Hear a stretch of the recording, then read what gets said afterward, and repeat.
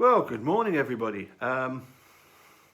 First of all, I hope that plenty of you have tuned in to Netflix's most recent release, Who Killed Malcolm X.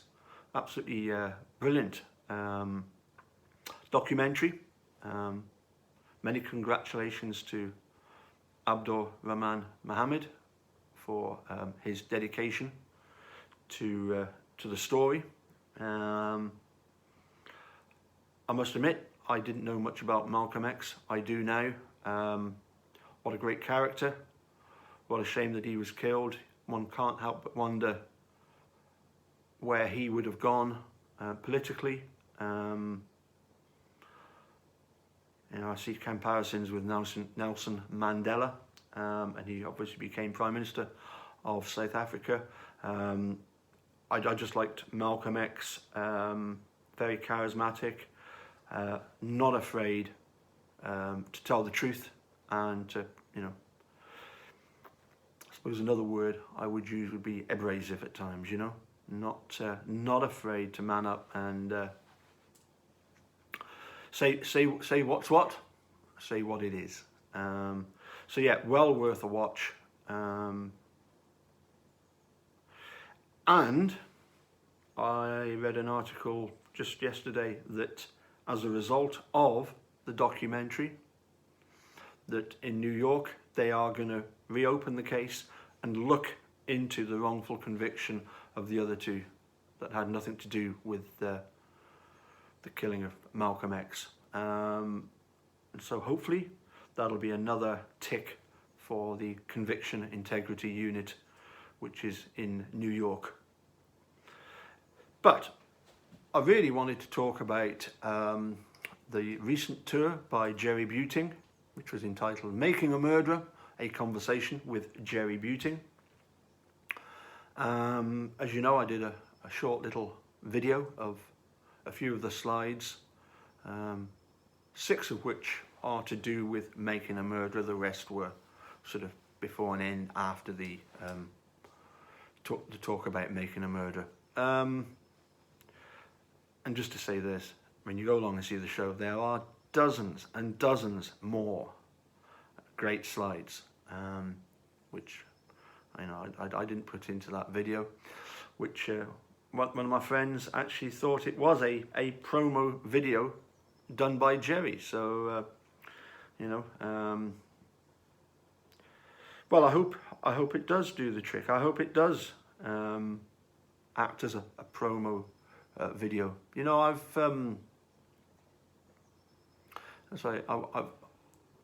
been to see Jerry now 3 times. That most recent one was back in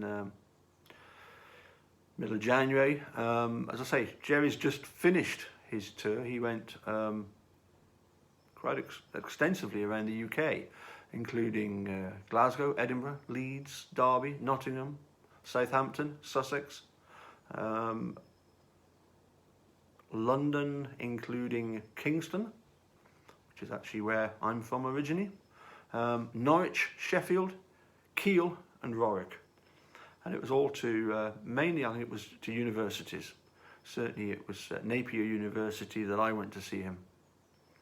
But as I said, the first time I went to see anything to do with Making a Murderer was February of 2017 to the Usher Hall in Edinburgh.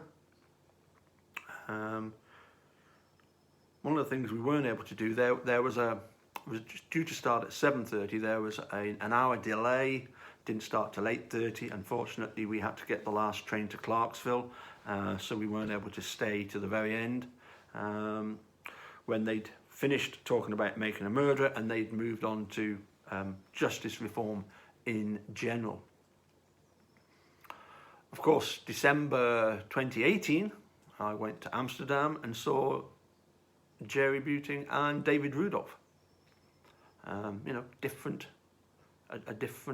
presentation altogether. Nice to see David Rudolph and hear him talk about the staircase and compare it with Making a Murderer. But it was really good to see Jerry. And if Charles Darling is watching, he sold a bucket load of books. Jerry must have sold more books in Amsterdam than Ken Kratz has ever sold. Because I tell you, they were queuing up. They were queuing up around the theatre to buy the book and get Jerry to sign it. Then in January of last year, just over a year ago, I went to the Queen's Hall, Edinburgh, to see Steve Drizzen, Laura Nyrider. That was very good. I'll get onto that in a minute, because then just a few months later, March, I went to Australia, to Sydney and Melbourne, to see once again Steve Drizzen, Laura Nyrider, with David Rudolph. But then, just 4 weeks ago, at Napier University up in Edinburgh, I would have to say, comfortably, the best show I've been to. And the others were good. Don't get me wrong. The others were good. You know, I would strongly recommend going and seeing all the other ones, and get the chance in the future, if you could get the chance to see these guys, go along and do so. But Jerry's was, well, as I say, as far as I'm concerned, it was the best I've seen yet. Interesting how Jerry has evolved his presentation so that it's him doing the presentation. What I particularly liked was that there was no interviewer asking questions.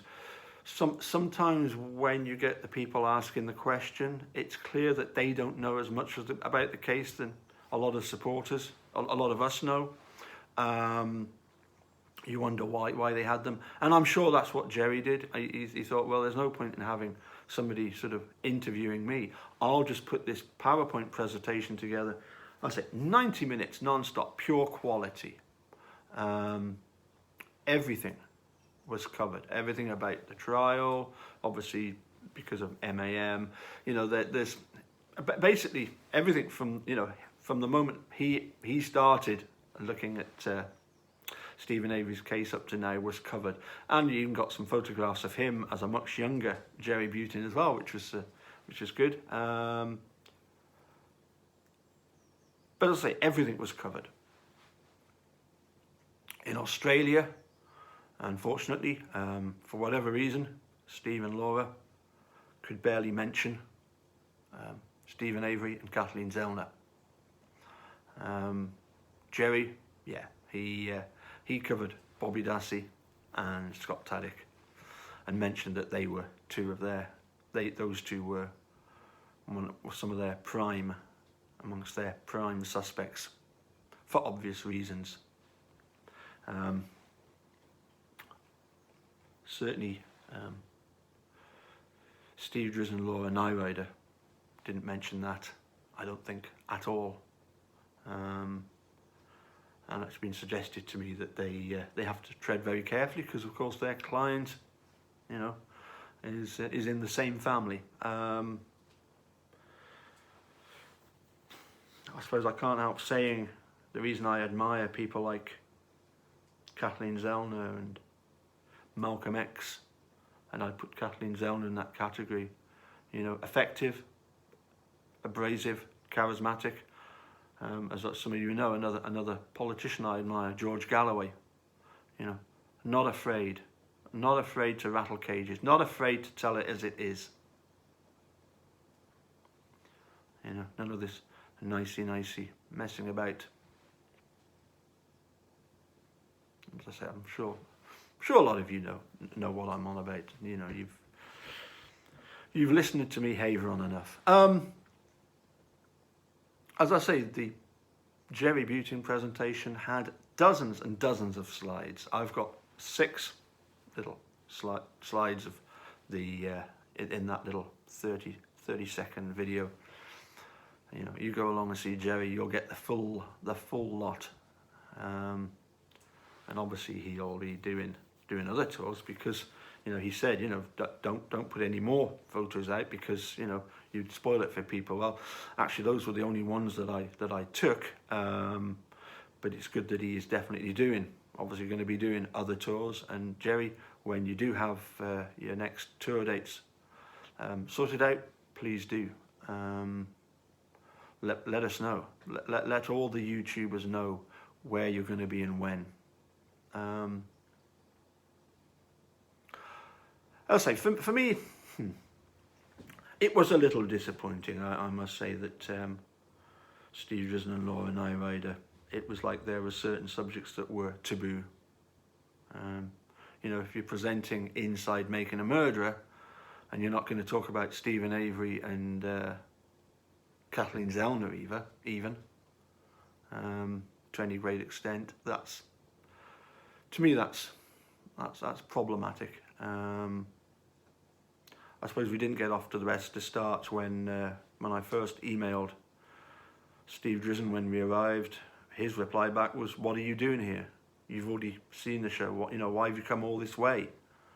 That question, I suppose, would take quite a bit of answering.